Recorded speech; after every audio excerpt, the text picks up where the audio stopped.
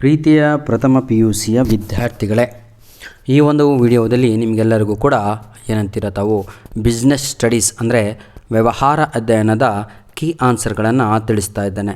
ಈಗಾಗಲೇ Kannada medium business studies key ಆನ್ಸರ್ಗಳನ್ನು ಅಪ್ಲೋಡನ್ನು ಮಾಡಿದ್ದೆ. ಬನ್ನಿ ಸರ್, ಒಂದೊಂದಾಗಿಯೇ ಕೀ ಆನ್ಸರ್ ಕೊಟ್ಟಿರುವಂತಹ ಬೋರ್ಡ್ ವತಿಯಿಂದ ಬಂದಂಥ ಆನ್ಸರ್ಗಳನ್ನು ನೋಡ್ತಾ ಹೋಗೋಣ. Choose the correct answer from the choices given ಅಂತ ಇದೆ. ಭಾಳ easy. The occupation in which people work for others and get remunerated in return is known as dash ಅಂತ ಇದೆ. ಅದಕ್ಕೆ ಉತ್ತರ ಎಂಪ್ಲಾಯ್ಮೆಂಟ್ ಅಂತ. Next question, board of directors in joint stock company is elected by dash ಅಂತ ಇದೆ. That is share holders. Third question, centralised control in MNC implies control exercised by dash. That answer is headquarters. DTH service are provided by dash. Answer is cellular companies. Fifth question, funds required for purchasing fixed assets is an example for dash fixed capital requirement. Second main question, fill in the blanks by choosing appropriate word or words from those given in the bracket. Question number 6, business activities are classified as industry and dash. Answer is commerce. Seventh question, freight insurance is for reimbursing the loss of freight to the dash company. Answer is shipping company. Carbon monoxide emitted by automobiles directly contributes to dash. Eighth answer is air pollution. Ninth question, dash is the process of setting up one's own business.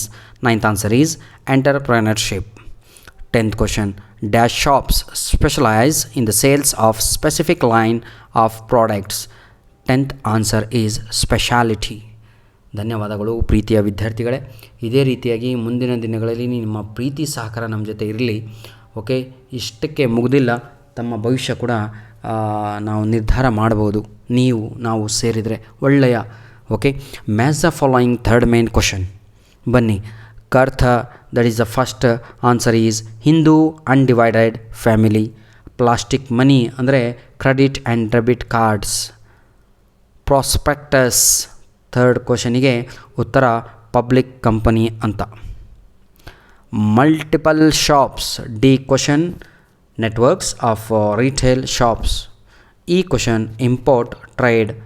ಸರಿಯಾದ ಉತ್ತರ bill of entry. ಧನ್ಯವಾದಗಳು ಪ್ರೀತಿಯ ವಿದ್ಯಾರ್ಥಿಗಳೇ. ನಿಮ್ಮ ಒಂದು ಅಮೂಲ್ಯವಾದ ಸಮಯವನ್ನು ನಮಗೆ ಕೊಟ್ಟು ತಾವುಗಳು ಉತ್ತರಗಳನ್ನು ಕೇಳುತ್ತಿದ್ದೀರಾ. Answer the following questions in one or one sentences each. Fourth main. 12th question, give an example for statutory corporations. Any one example you can write. LIC also. What is business finance? Very easy answer. The requirement of funds by business to out its various activities is called business finance. 14th question, in which year the MSMED Act was enacted? That is 2006. What is internal trade? 15th question, buying and selling of goods of a nation is called internal trade. Expand FDI. 16. A main question, last question of part A. Expand FDI, foreign direct investment. I repeat, foreign direct investment. ಧನ್ಯವಾದಗಳು ಪ್ರೀತಿಯ ವಿದ್ಯಾರ್ಥಿಗಳೇ. 5ನೇ main question ಕೂಡ ಬಹಳ ಈಸಿಯಾಗಿ ಬಂದಿತ್ತು. 10 ಪ್ರಶ್ನೆಗಳಲ್ಲಿ ಯಾವುದಾದ್ರೂ 6 ಉತ್ತರಗಳನ್ನು ಬರೆಯಿರಿ ಅಂತ ಬಂದಿತ್ತು. ಪ್ರತಿಯೊಂದು ಪ್ರಶ್ನೆಗೆ 2 ಅಂಕಗಳನ್ನು ನೇಮಿಸಲಾಗಿತ್ತು. ಭಾಳ ಈಸಿಯಾಗಿ 1ನೇದನ್ನು ಮಾತ್ರ ಹೇಳ್ತಾ ಹೋಗ್ತಾನೆ, ಸಮಯದ ಅಭಾವದ ಕಾರಣಗಳಿಂದಾಗಿ. ಬನ್ನಿ, give any 2 causes of business risk ಅಂತ ಇದೆ. ಅದು ಎನಿ 2 ಕಾಸಸ್ ಅಂತ ಇದೆ. ನ್ಯಾಚುರಲ್ ಕಾಸಸ್ ಆಗಿರ್ಬೋದು, ಹ್ಯೂಮನ್ ಕಾಸಸ್ ಆಗಿರ್ಬೋದು, ಎಕನಾಮಿಕ್ಸ್ ಕಾಸಸ್ ಆಗಿರ್ಬೋದು. ಪ್ರೀತಿಯ ವಿದ್ಯಾರ್ಥಿಗಳೇ, ಇದರ ಒಂದು PDF ಕಾಪಿಯನ್ನು ತಗೊಳ್ಳು ಉಚಿತವಾಗಿ ಯಾವುದೇ ಇನ್ಸ್ಟಾಗ್ರಾಮು, ಯಾವುದೇ ಗ್ರೂಪು, ಯಾವುದೇ ವ್ಯಾಟ್ಸಪ್ಪಿನ ಲಿಂಕನ್ನು ತಗೊಳ್ಳು ಡೌನ್ಲೋಡ್ ಮಾಡಿಕೊಳ್ಳದೆ, ಆ್ಯಪನ್ನು ಡೌನ್ಲೋಡ್ ಮಾಡಿಕೊಳ್ಳದೆ ನಮ್ಮ ಒಂದು ಯೂಟ್ಯೂಬ್ ಚಾನಲ್ನ ಡಿಸ್ಕ್ರಿಪ್ಷನ್ ಬಾಕ್ಸಲ್ಲಿ ಲಿಂಕನ್ನು ಕೊಟ್ಟಿರ್ತೇವೆ. ಉಚಿತವಾಗಿ ತಾವುಗಳು ಡೌನ್ಲೋಡನ್ನು ಮಾಡಿಕೊಳ್ಳಬಹುದಾಗಿದೆ. ಧನ್ಯವಾದಗಳು. ನಿಮ್ಮ ಪ್ರೀತಿ ಸಹಕಾರ ನಮ್ಮ ಜೊತೆ ಹೀಗೆ ಇರಲಿ. ಅವರ್ ಡಿಮ್ಯಾಂಡ್ ಈಸ್, ನಮ್ಮ ಒಂದು ಬೇಡಿಕೆ ಇದೆ, ಏನೂ ಇಲ್ಲ ಕಣ್ರಿ, ದುಡ್ಡಿನ ಅವಶ್ಯಕತೆ ದೇವರು ಚೆನ್ನಾಗಿ ಕೊಟ್ಟಿದ್ದವನೇ. ಒಳ್ಳೆಯ ವೆಲ್ವಿಷರ್ಸ್ಗಳಿದ್ದಾರೆ, ನಿಮ್ಮೆಲ್ಲರ ಆಶೀರ್ವಾದ ಇದೆ.